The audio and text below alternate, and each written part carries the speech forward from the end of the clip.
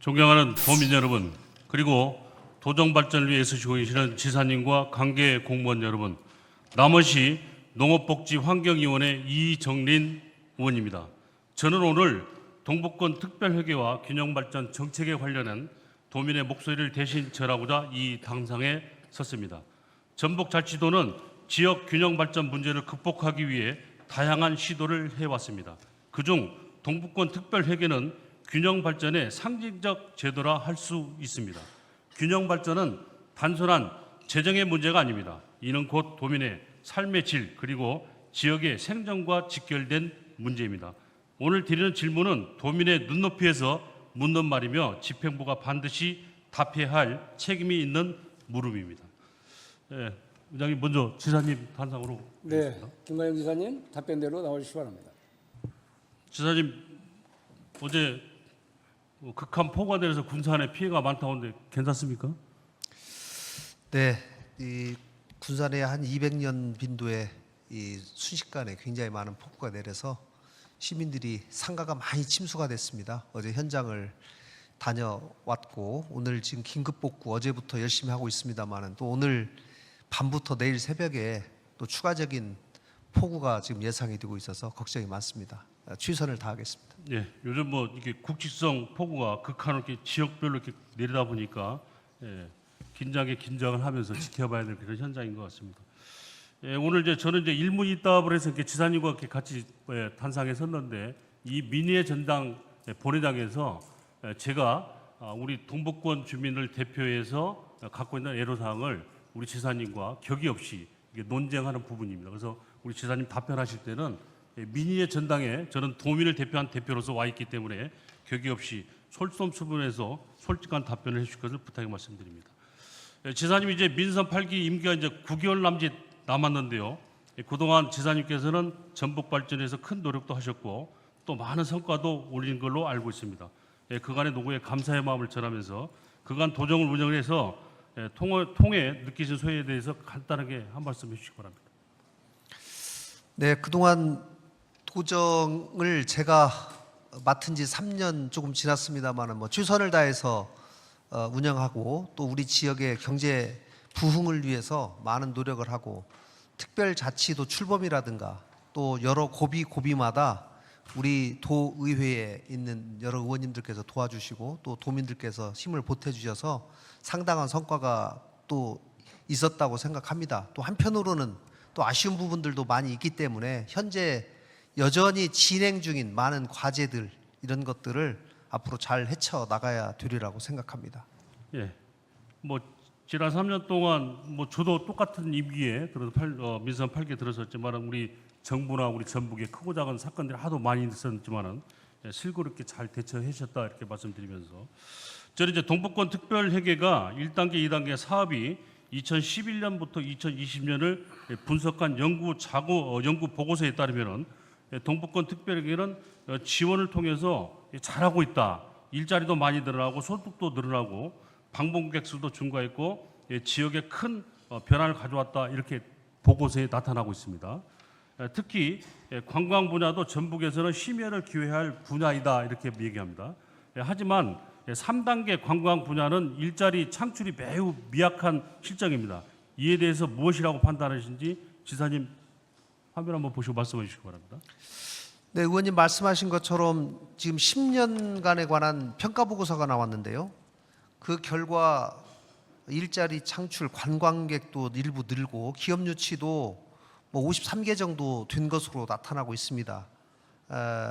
특히 동북권 지역의 강점인 식품 산업과 관광 산업에 이제 주로 이 중점적으로 육성하는 이 사업에 집중이 되어 있는데 그럼에도 불구하고 평가 보고서에서 나와 있는 여러 앞으로 개선해야 될 점, 또 미흡한 점 이런 점들을 저희가 잘 참고해서 앞으로의 동북권 발전 사업, 특별회계에 관련된 사업들에 반영시켜 나가야 되리라 생각하고 그 중에서 저는 의원님 말씀하신 것처럼 일자리 창출을 더 늘리는 그런 것에 좀 더 중점을 둬야 되겠다. 또 관광객도 좀 더 이 관광 산업과 관련된 좀 지속 가능한 관광 산업이 육성될 수 있도록 같이 시군과 더 노력해야 되겠다 이렇게 생각합니다. 네, 맞습니다. 이게 지금 여기 분석표를 보면은 다뭐 식품이나 일자리 부분은 잘 됐는데 이제 관광 분야에 대한 부분이 이렇게 조금 뒤처진 부분이 굉장히 많이 있고 시군별로도 이렇게 관광 분야에 대한 부분은 제로 나타난 부분이 있기 때문에 염려스러워서 말씀드립니다. 현재까지 이에 대한 뚜렷한 대책이 없는 것 같습니다. 내년부터 시작되는 4단계는 2026년부터 2030년까지 사업에 대한 도민들의 우려가 커지고 있는 부분입니다. 지금까지 지적됐던 문제들을 개선되지 않은 채 예산만 투입된다면 도민들의 소중한 혈세가 각 시군의 쌈짓돈처럼 사용됐다는 그런 비판의 피해가 우려스럽다는 그런 염려가 있는데요. 4단계 추진에는 이 점을 어떻게 보완해서 추진할 것인지 답변 한번 해주시기 바랍니다. 네, 그동안 저희가 좀 분석을 해보니까 중간에 사업이 변경되는 경우가 있고 또 사업이 집행률이 떨어지는 이런 사업들이 있습니다. 중간에 바뀌고 있는데 이런 것들에 관한 시군의 사업 관리를 좀 더 면밀하게 해야 될 필요가 있다라는 생각을 저희가 하고 있습니다. 그리고 신속한 사업 집행을 위해서는 단순히 1년에 60억씩만 주고 가만히 놔두지 말고 이 부분에 관해서 인센티브 예산을 좀 별도로 편성해서 집행이 잘 되고 있는 그런 지역에 대해서는 좀 더 인센티브를 좀 주는 그런 방법도 지금 강구하고 있습니다. 네, 지난주에 시작하는데 벌써 7분이 금방 지났습니다. 그래서 답변은 좀 될 수 있으면 좀 짧게 해주십사 이렇게 부탁 말씀드립니다. 지사님, 이제 현재 동북권 특별회계 존속 기간은 2028년부터 2028년 11월 30일까지입니다. 이와 함께 이제 지난 7월 우리 전북 특별자치도 지역 균형 발전 지원 조례가 이렇게 제정되어서 내년 1월부터 이렇게 시행될 예정입니다. 먼저 지역 균형 발전 지원 선안권 용역 결과에 따라서 지원한다고 부칙에 명시되어 있는데 이 관련 용역은 언제쯤 하실 계획입니까? 용역은 지금 용역이 제가 알기로는 지금 진행이 되고 있는 것으로 알고 있는데요. 이 부분은.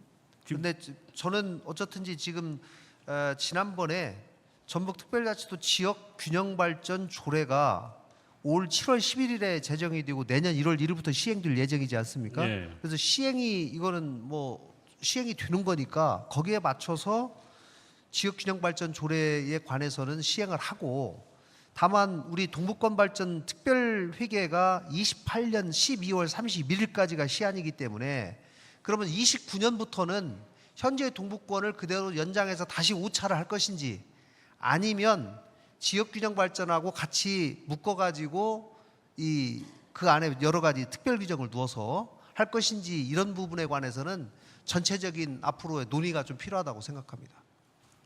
제가 이제 동북권 특별회계 이제 존속과 이게 이제 지역 균형 발전 회계와 이렇게 상충되는 부분이 있기 때문에 네. 오늘 이 부분은 이제 지사님이 명확히 말씀을 해주셔야만이 우리 동북권에 계신 분들이 동북권 특별회계에서 지금까지 쭉 이어오면서 그나마 연약한 환경에서 발전을 이어왔는데 아마 이것이 이제 지역 균형 발전 서부권과 연계해서 동북권에 지원되는 해년마다 지원되는 360억 정도 규모가 이쪽 또 서부권의 특별회계와 희석돼서 가는 거 아닌가 이렇게 염려하는 부분이에요. 별도로 가시겠다는 얘기인가요? 저는 뭐 조례를 따로따로 운영을 하든지 아니면은 하나로 운영하든지와 여부에 관계없이 적어도 동북권의 기존에 지원되고 있던 360억 원 정도의 규모에는 적어도 줄어들 일은 없다라고 저는 생각합니다. 확실히 그 말씀은 지금 네, 네. 얘기를 해주신 것이죠. 예, 예. 맞습니다. 이게 이제 지역 균형 발전 조례에 대한 부분은 저는 이제 부정하는 부분은 아닙니다.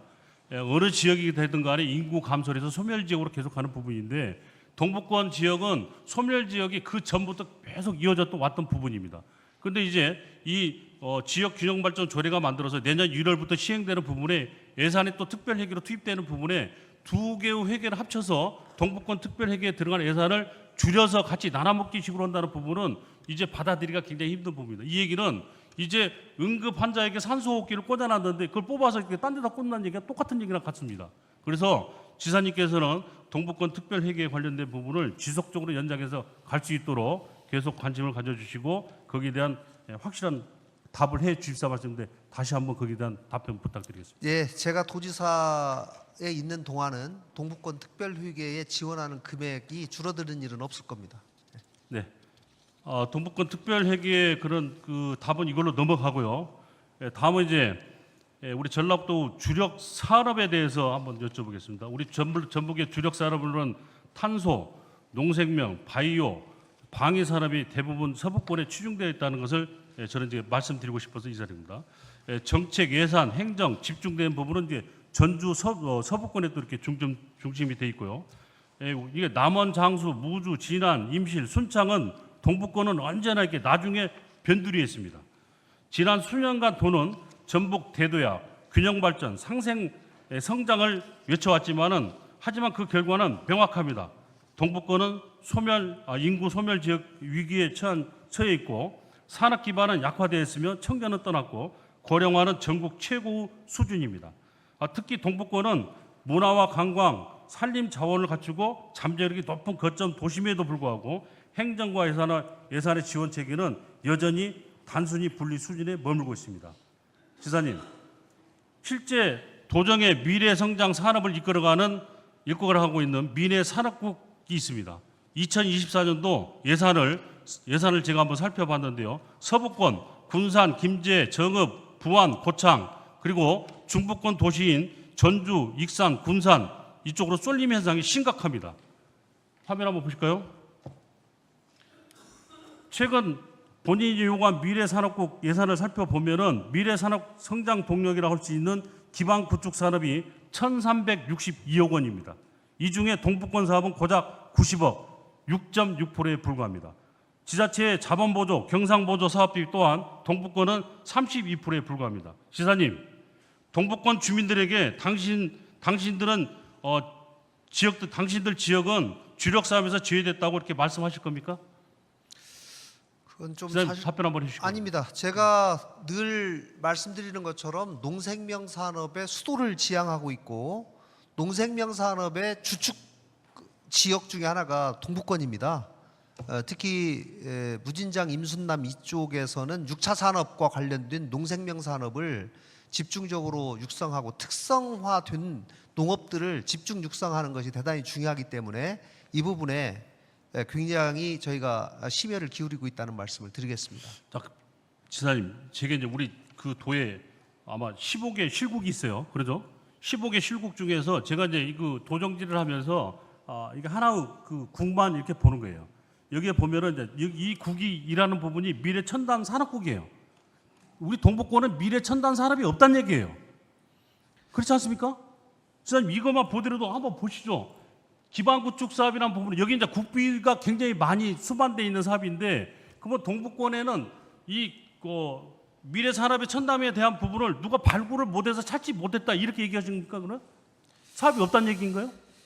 이제 뭐 의원님 그 미래 산업이라는 것이 우리 미래 첨단 산업국에서 주로 관련된 예산이 금방 말씀하신 탄소 산업, 수소 산업 우리가 과거에 오랫동안 해오던 산업입니다. 그 외에 2차 전지, 방산, 바이오 이런 것과 관련된 사업인데 이제 아무래도 이런 부분에 관한 사업은 기존에 여러 기반이 있고 오랫동안 해오던 그런 역사들이 있다 보니까 이게 안 하던 곳에서 이 부분을 새로 건드는 것은 참 쉽지 않은 것이 사실입니다. 다만 저는 제가 동북권에 있는 시장 군수님들에게 늘 말씀드리는 거는 그 지역을 가장 잘 아시는 분들이 시장 군수님들이니 그 지역에 가장 강점을 가지고 있는 산업을 육성할 수 있는 방법을 저희한테 건의해서 가지고 오시면 저희가 적극적으로 받아들이고 지원해 드리겠습니다. 이 얘기를 제가 끊임없이 하고 있기 때문에 적어도 그 지역이 관광이라든가 농업이라든가 6차 산업이라든가 특히 뭐 남원 같은 경우는 뭐 화장품 산업이라든가 이제 이런 부분에 몇 개 좀 국한된 그런 산업에 좀 집중도 되고 있는 것도 사실이라는 말씀을 드리겠습니다. 다만 미래 첨단 산업국에서 하는 그런 업종하고는 좀 많이 다르다. 우리 동북권 6개 시구는 주로 우리 농림축산산업국에 있는 예산이 상당히 많이 들어가 있는 것도 사실입니다. 자, 지사님, 이게 이제 미래 첨단 산업국이라는 것은 우리 전라북도를 미래 산업으로 이끌어가는 그런 국의 이름이다. 네. 이걸 봤을 때 이제 미래 첨단 산업국에서 하는 부분이 이제 탄소, 뭐 농생명, 바이오, 방위 산업 이런데 농업과 바이오 산업에도 동북권이 굉장히 좀 잠재적인 그러한 소재를 많이 갖고 있음에도 불구하고 예산을 봤을 때 6.6%라는 부분은 누가 이해할 수 있겠습니까? 이런 부분을. 이래서 우리 전라북도에 이게 15개 실국에서 제가 이 15개 실국에서도 여러 국이 있겠지만은 하나 국만 이렇게 봤을 때 이렇게 너무 한쪽으로 쏠리면서 치우쳐 있는 부분이 너무 심각하기 때문에 우리 동북권 발전에 대한 부분은 너무 관심 없는 거 아니냐 이렇게 보는 것이에요. 제가 동북권의 이 여러 그 지역의 산업을 살리기 위한 많은 노력들을 하고 있고요. 다만 아까 이제 우리 최근에 각광받는 바이오 산업 있지 않습니까? 바이오가 크게 그린 바이오하고 레드 바이오로 나눠지는데 미래 첨단 산업국에서 가지고 있는 예산은 레드 바이오에 관한 주 예산이고 그린 바이오에 관한 예산들은 주로 농림국에 소속되어 있다 보고 그린 바이오에 관한 예산들이 주로 동북권에 많이 집중되어 있다는 말씀을 드리겠습니다. 자, 그래서 이제 제가 이게 이제 동북 지사님께서 균형 발전을 이제 전북 도대 5대 목표 중 하나로 나눴어요. 그렇죠? 예. 우리 균형 발전이 우리 도정 5대 목표 중 하나로 들어가 있는데 이 균형 발전에 대한 부분은 지금 현재 우리 도에서 팀 단위에서 관리를 하고 있어요. 그러다 보니 이 동북권에 관련된 부분이 너무 이 관심이 안 되는 부분이에요. 이게 개발 위주 서해안 쪽에만 쏠리다 보니까 이렇게 가는 부분이다. 그래서 균형 발전에 대한 부분에 관심이 있다고 하면 이게 관할 국 단위로 좀 만들어서 직원분들이 아까 시장분들이 관심이 없으면은 그 직원분들이 찾아가서 산악 지역에 관련된 이런 미래 첨단 산업을 뭐로 이끌을 것인지 좀 찾아내려고 하는데 우리는 지금 이 팀 단위에서 조직을 운영하는데 이게 뭐가 나오겠습니까? 이제 뭐 이 조직의 단위만 가지고 평가하기는 좀 그렇고요. 아무래도 이제 뭐 의원님 말씀처럼 관할 국정으로 더 상향을 시켜가지고 많은 인원을 투입하면 좀 더 나을 거라는 것은 뭐 저도 동감합니다. 다만 이 조직 전체를 운영하는 사람 입장에서는 지금 우리가 기준인건비 때문에 어느 한 곳을 늘리면 다른 데를 지금 줄여야 되는 이런 상황이 있어서 굉장히 나름 오랜 역사와 고민 끝에 지금 현재의 상황이 만들어져 있고 다만 지금 있는 상황에서도 금방 말씀하신 균형 발전 문제에 관해서 차질이 발생되지 않도록 저희가 단지 균형 발전 팀에서만 일을 하는 것이 아니라 기획 조정실 전체 차원에서 조율하고 있다는 말씀을 드리겠습니다. 이제 그렇게 답변하시면 이제 저로서는 이게 좀 받아들이기 힘든 부분이 이제 지방자치가 실시되면서 이제 그 광역 단위에서는 과 단위, 국 단위로 현대가 굉장히 많이 있어요. 그리고 지금 이재명 정부가 들어서서 지금 이제 국민 주권 시대, 지방 시대를 열면서 특히나 이 균형 발전에 대한 관심이 굉장히 높아지고 있습니다. 이렇게 된다고 하면은 우리 도 단위에서도 이제 관할 국 단위로 신설해서 가야만이 우리 지사님이 발표하는 5대 목표 중 하나인 균형 발전에 대한 부분이 실행이 될 것이다 이렇게 믿으면서 이것은 넘어가겠습니다. 이제 제가 이제 우리 동북권 발전과 균형 발전에 대해서 이렇게 말씀드렸는데 지사님 새가 높게 멀리 날기 위해서는 양쪽 날개가 건강해야 됩니다. 그러나 지금 현재 전북권의 형체 진행되는 우리 행정을 보면은 한쪽 날개에만 너무 쏠려 있습니다. 한쪽 날개만 건강하면 그 새는 추락하게 돼 있습니다. 멀리 높게 날기 위해서는 폭넓게 우리 전북 동북권에서도 많은 관심을 가지고 지켜봐 주십사 이렇게 부탁의 말씀드립니다. 여기에 대해서 답변하실 거 있습니까? 네, 의원님 말씀에 전적으로 동감하고요. 뭐 저희가 앞으로 더욱 더 동북권 발전에 균형 발전 차원에서 신경을 많이 쓰겠다는 말씀을 드리겠습니다. 다음은 이제 전북특별자치구가 출범하고 이제 도민 삶 속에서 이제 실질적으로 얼마나 변화를 느끼고 있는지 좀 질문을 좀 드리겠습니다.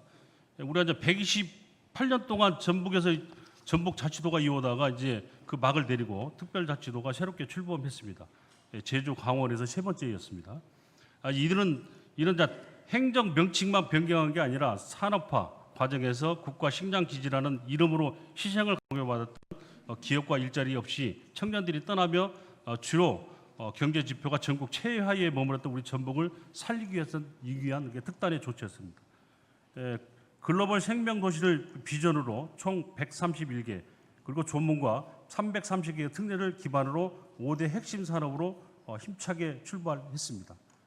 이에 도민들은 이제는 달라질 수 있겠다 이제는 희망을 가지고 다시 우리 전북이 새로 도약할 것이다 이렇게 했는데 1년 6개월이 지난 지금 우리 지사님께 묻겠습니다.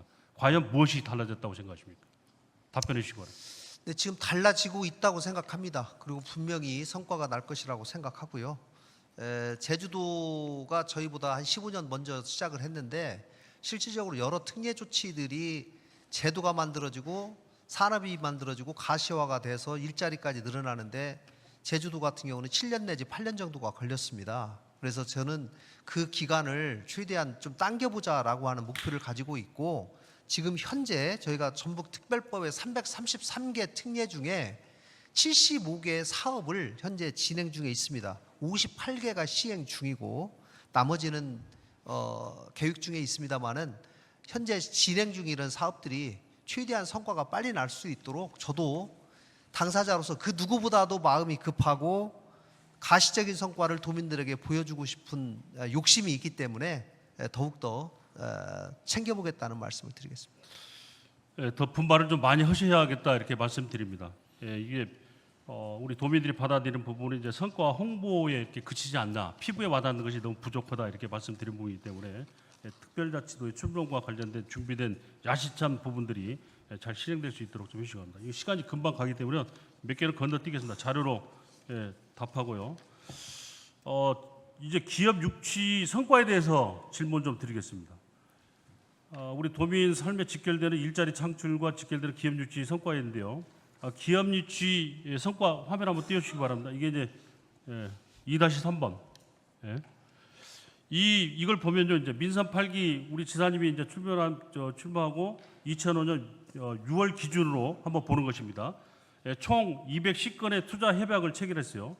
총 16조 5,251억 원의 투자를 이게 약속받은 것 같습니다. 18,660명의 고용 창출을 또 약속받았습니다. 그러나 이 현실은 크게 다르게 나옵니다. 지금까지 기업들이 실제 투자액은 6,399억입니다. 이에 불구하고 계획 대비 3.9%의 수준에 머물고 있습니다.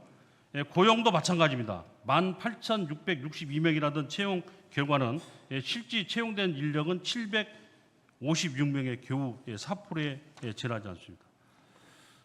지사님, 이렇게 성과가 낮게 나오는 이유가 무엇입니까? 이제 아무래도 저희들로서는 협약을 한 대로 꼭 투자가 이루어질 수 있도록 유도하고 관리하고 하는 것이 당연한 의무고 또 그렇게 되기를 바라면서 열심히 일을 하고 있습니다만은 이 좀 타임의 여러 가지 간격이 좀 있습니다. 협약을 맺으면 땅을 사고 그다음에 공장을 짓고 최종적으로 가동되는 데까지 아무리 빨라도 2년 아니면은 한 4년 정도 이렇게 시간이 걸리다 보니까 그 간격이 있고요. 또 최근에 저희가 민선 8기 들어서 2차 전지 관련 기업들이 투자 협약을 많이 체결했는데 아시다시피 최근에 캐즘 때문에 2차 전지 기업들이 정상적인 일정대로 투자를 지금 못하고 지연하고 있는 것이 가장 큰 원인이라고 생각합니다. 지사님, 이게 저희들이 우리 업무 보고나 할 때는 이렇게 보고를 받으면은 잘 진행되고 있구나 이렇게 하는 부분이에요. 실질적인 분석에서 보면은 이 성과는 이렇게 낮게 나온 부분은 이게 기업 유치나 이게 그 일자리 창출에 대한 부분은 여러분들은 이렇게 성과는 부풀려지만 실질적인 나온 거는 도민이 체감할 수 없는 부분이 실제로 나타나기 때문에 이런 부분을 얘기하는 것입니다. 이게 지사님이 이런 부분은 더 관심을 가지고 더 심혈을 기울여서 얘기하시고 아까도 말씀드렸지만은 이러한 협약 관계 기업 유치하는 부분은 5년 단위, 10년 단위로 좀 계획을 세우셔서 이것도 발표해 주고 이것도 우리 기록이나 이런 부분에 좀 기록돼서 나왔을 때 이런 호황되게 나오지는 않을 것이다 이렇게 생각되기 때문에 앞으로는 좀 그렇게 좀 해 주십사 이렇게 말씀드립니다. 저희가 앞으로 협약을 체결한 기업 유치 대상 기업들에 대해서 전담 직원을 배치해서 계속 관리해 나가고 투자가 정상적으로 이루어질 수 있도록 지속적으로 관리해 나가겠다는 말씀을 드립니다. 지사님, 여기와 관련돼서 우리가 이제 그 기업 유치에 보조금으로 지원한 예산이 얼마인 줄 아십니까? 보조금으로 1,360억 원을 저희들이 지원해 줬어요. 네. 기업들이 들어오면은 기업이 들어오니까 처음 들어와서 힘드니까 네. 이제 보조금으로 이제 지원해 이 부분은 제가 이게 안 해줄 것을 해줬다 이런 얘기를 한 거 아닙니다. 네. 이게 1,360억 원을 지원했는데도 아까 나온 그 성과의 그 기록에 보면은 너무 미약하게 나옵니다. 이게 뭐 1,360억 원 우리 도면에 혈세로 이렇게 들어가는 부분인데 이런 부분을 예산을 투입할 때는 또 심사숙고해서 투입해야 된다 이렇게 말씀드리고 시간이 계속 가기 때문에 또 건너뛰고 이게 아울러서 말씀드립니다. 그래서 저는 이 기업 유치에 대한 부분은 이 농업과 관련된 유치와도 연결해서 좀 정책을 좀 펴 주십사 이렇게 말씀드립니다. 아까 700 몇 명의 그 일자리 창출이 됐는데 이 1,360억 원을 이게 10%만 농업 쪽에 투자를 했다 하더라도 이게 귀농귀촌 청년 창업농들이 내가 볼 때는 1,000명 정도는 왔을 거예요. 그래서 이런 부분도 이 기업 유치도 굉장히 중요하고 지역의 상권이 살아야만이 지역이 돌아가는 부분도 굉장히 중요합니다.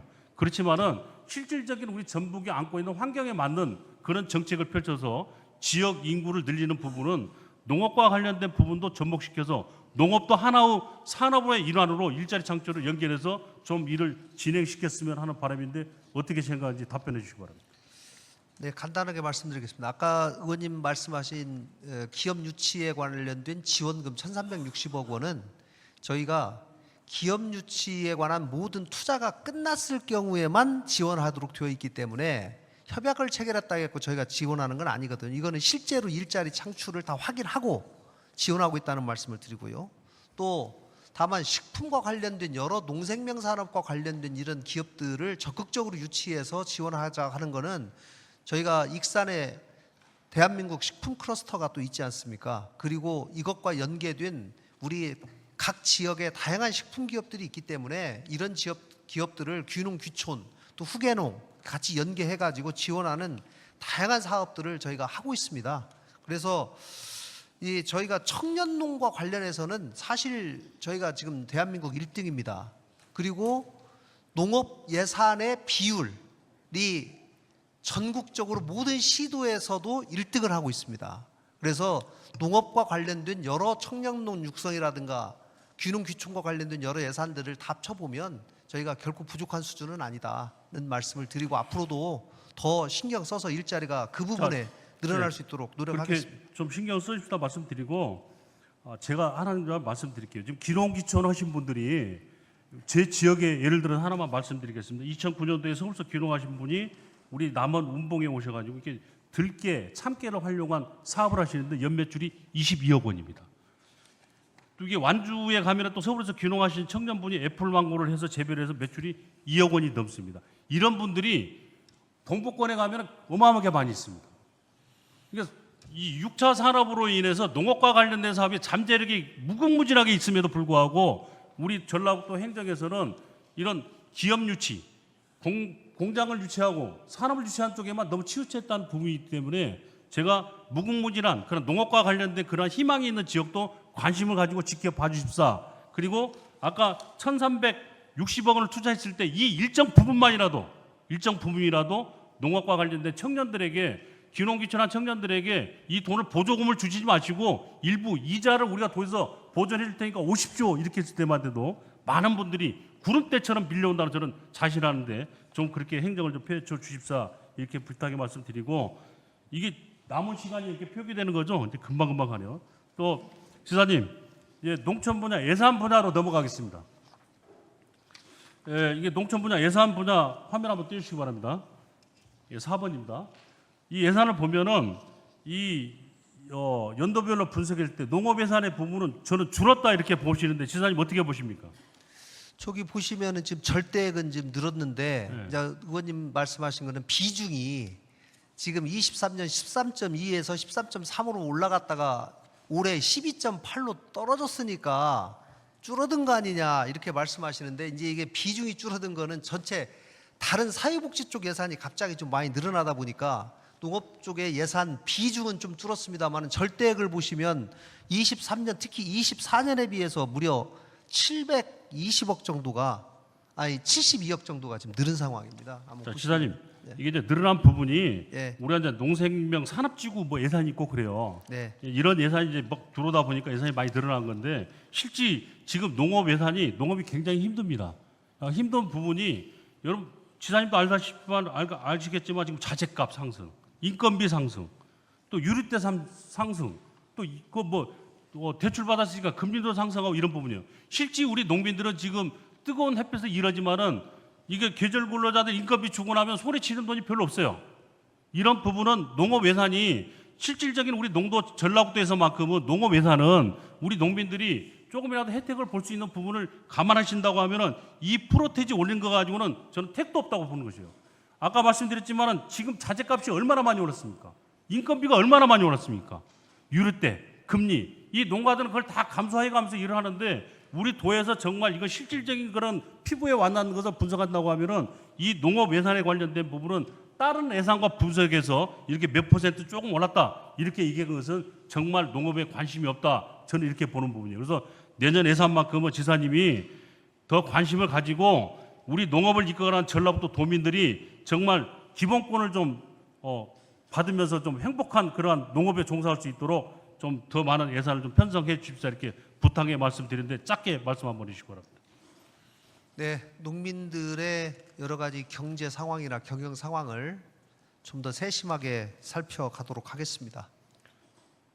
지사님 이제 8분 남아서 이제 다 건너뛰어야 돼요. 이제. 네.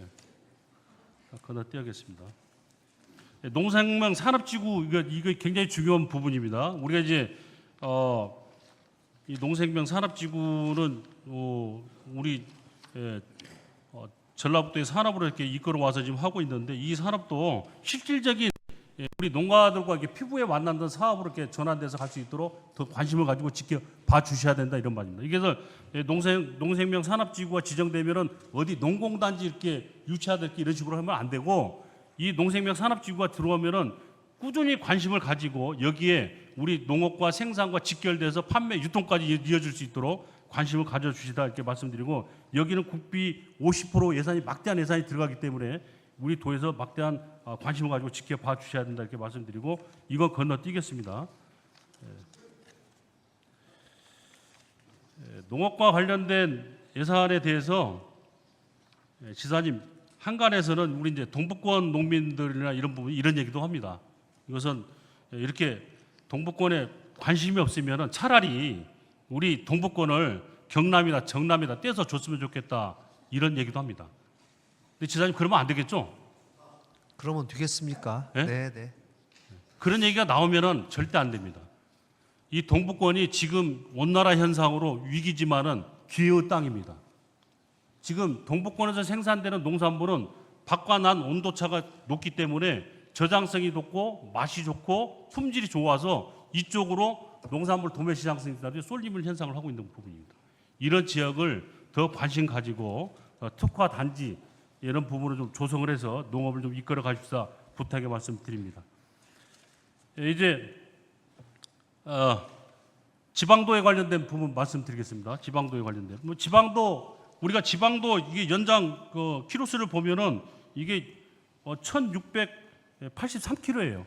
우리 전라북도 출발해서 중국 시안까지 가는 거리입니다. 이거 뭐 하루에 못 갈 거리를 이게 큰 지방도 거리를 이렇게 관리하고 유지 관리하는 부분은 쉬운 일이 아닌데 도로관리사업소에 우리 직원분이나 장비 가지고는 택없이 부족한 부분이에요. 그러다 보니까 시군에 이관해서 하는 부분인데 저기 화면에 한번 보시기 바랍니다. 여기 이제 관광지에 관광버스들이 들어오면은 버스가 굉장히 커져 있어요. 높고. 근데 이 나무에 치여다 보니까 버스가 이제 손상하고 이게 파손이 되다 보니까 이 지역은 안 가려고 그러는 거예요. 전라북도 지방도가 있는 부분은 좀 관심을 가지고 예산을 좀 투입해서 관리를 좀 해야겠다 이렇게 말씀드리고 답변 건너뛰겠습니다. 다음 이제 황진장군에 대해서 말씀드리겠습니다. 지사님, 저는 이거 5분 발언도 하고 도정 질의도 하고 여러 번 얘기했습니다. 화면 한번 띄우시기 바랍니다. 다음 화면. 이것은 지사님 도쿄현에 가면은 광장에 이 동상들이 있습니다. 저 동상의 장군들은 말을 타고 임진왜란 때 우리를 말박을 밟으면서 우리 코와 귀를 베갔던 장군들의 동상을 저렇게 세워놨습니다. 그래서 저는 우리 전라북도 영웅인 황진 장군의 동상을 우리 도청 광장에 세워서 우리 전라북도 기세 등성함을 보여주자고 이렇게 계속 주장하고 있는 부분입니다. 이 황진 장군은 의병이 아닙니다. 군인 출신입니다. 그러다 보니까 누가 챙겨준 사람이 없는 분입니다. 우리 전라북도 영웅입니다. 이 황진 장군을 얘기하는 부분은 양봉 호남 시무 국가가 이 황진 장군 때문에 나오는 것입니다. 바다에는 이순신, 육지에는 황진 장군, 우리 전북의 영웅인데 이렇게 내모나를 하실 것입니까? 답변해 주시기 바랍니다. 아마 황진 장군님께서 이 본인을 이렇게 챙겨주시는 이정진 의원님이 계셔서 하늘에서 든든하실 것 같습니다. 의원님께서 많은 관심을 가져주셔서 저희가 작년에 심포지엄도 했고 올해는 지금 학술 연구 용역이 지금 진행 중에 있습니다. 그래서 용역 결과가 나오면 그것을 반영해서 의원님께서 그렇게 고대하시는 동상 건립 문제를 적극적으로 추진하려고 생각합니다. 다만 이제 이게 해외하고 우리나라하고 동상을 좋아하는 이 문화가 좀 달라요. 미국이나 일본 같은 데는 곳곳에 동상을 세워놓고 이렇게 하는데 우리나라는 좀 그런 문화가 좀 많이 약하긴 한데 어쨌든 저는 뭐 개인적으로도 황진 장군에 대한 동상 건립 문제에 자, 관해서는 시간 없으니까 네, 부교육감도 적극적으로 한번 해야 돼요. 생각합니다. 그러니까 지사님, 네. 이거 동상 세워놓으면은 우리 전북에 홀대받지 않는 거예요. 아, 전북에 이렇게 훌륭한 영웅이 있었구나 이렇게 봅니다. 아무튼 잘하겠습니다. 그 부분 약속 지키시고 네. 우리 해줄 걸로 믿고 아무튼 수고하셨습니다. 네. 자료 돌아가시고 우리 부교육감님 단상 앞으로 좀 나오시면 부교육감. 네. 우리 부교육감님 지금 권한대행 이 업무하시면서 수고하신다 말씀드리고 시간이 너무 이렇게 지사님이 막 답변을 길게 하다 보니까 이제 3원밖에 남지 않아서 짧게 좀 질문 드리겠습니다. 부교육감님 먼저 번 우리 남원 한번 가셨죠? 예, 그 갔었습니다. 지역은 이제 경남과 우리 전북의 경계 지역입니다. 거기에 중고등학교가 있는데 중학교 학생들이 고등학교를 지나가면 경남으로 가버립니다. 이유는 기숙사가 없었습니다. 그쪽에 있는 학생들은 저녁이 되면은 편의점 앞에서 컵라면과 삼각김밥을 사 먹으면서 있습니다. 갈 곳도 없습니다. PC방도 없습니다. 그러다 보니 학교 가서 이렇게 어렵게 공부하는데 이 틈을 경남 함양에서 노려서 학생들을 빼가고 있는데 저는 부교육감님의 이 지역에 기숙사 하나만 줘주십시오. 이렇게 부탁 말씀드렸는데 먼저 번 과장님 저에게 답변하는 부분은 예산이 없어서 힘듭니다. 이렇게 얘기해 주시는데 거기에 대한 부분 답변 한번 해주시기 바랍니다. 예, 우리 교육청에서 그 지역 인재 유출 최소화하기 위한 노력들을 많이 하고 있는데 최근 5년 동안 그 남원시 소재 중학생 한 30여 명이 인근에 있는 경남 지역 고등학교로 정락된 것으로 이렇게 확인이 돼서 그 부분 송구스럽게 생각을 합니다. 의원님께서 말씀하시는 그 인월 중고등학교 기숙사 신축은 타 지역으로의 인재 유출 방지에 그 효과가 있는 제안이라고 저도 생각을 하고 있습니다.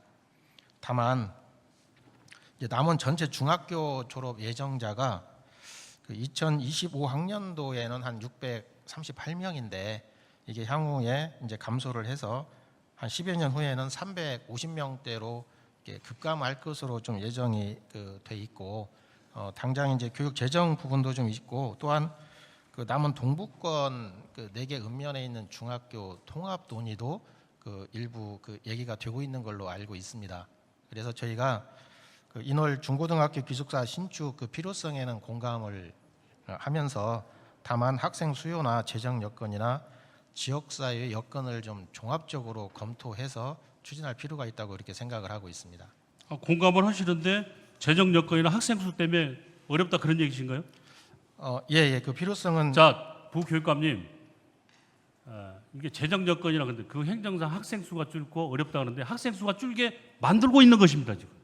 그 지역은 4개 지역입니다. 4개 지역에 귀농 귀촌한 사람들이 많이 있어서 학교마다 중학교다 가면 아시겠지만은 30명, 40명, 50명 학생 수가 계속 유지되고 있습니다. 맞죠? 예, 맞습니다. 그런 지역에 이런 중고등학교가 있으면 고등학교에 그런 기숙사를 하나 져주고 급식을 할 수 있는 그 환경을 만들어준다면 학생들이 더 오는 부분입니다. 그만 뚫고 있으니까 이거 힘들다 어렵다 이렇게 얘기하는 부분은 내가 그 지역에 태어났던 죄 때문에 우리 아버지가 농사짓었다는 죄 때문에 그 아이들이 길거리에서 삼박김밥 컵라면을 먹어야 한다는 얘기입니까? 그런 아픔을 좀 고통을 좀 감내하시면서 우리 학생들 산중에 사는 학생들에게도 학생 기본권을 좀 지켜주십사 이렇게 부탁의 말씀드린 것입니다. 그래서 이건 어렵다 힘들다 그렇게 얘기하지 마시고 이제 시간이 다 끝났지만은 다시 한번 검토를 하셔서 적극적으로 그쪽에 있는 학생들도 길거리 서서 컵라면 삼각김밥 먹고 길거리 헤맨 게 아니라 학교에서 기숙사에서 따뜻한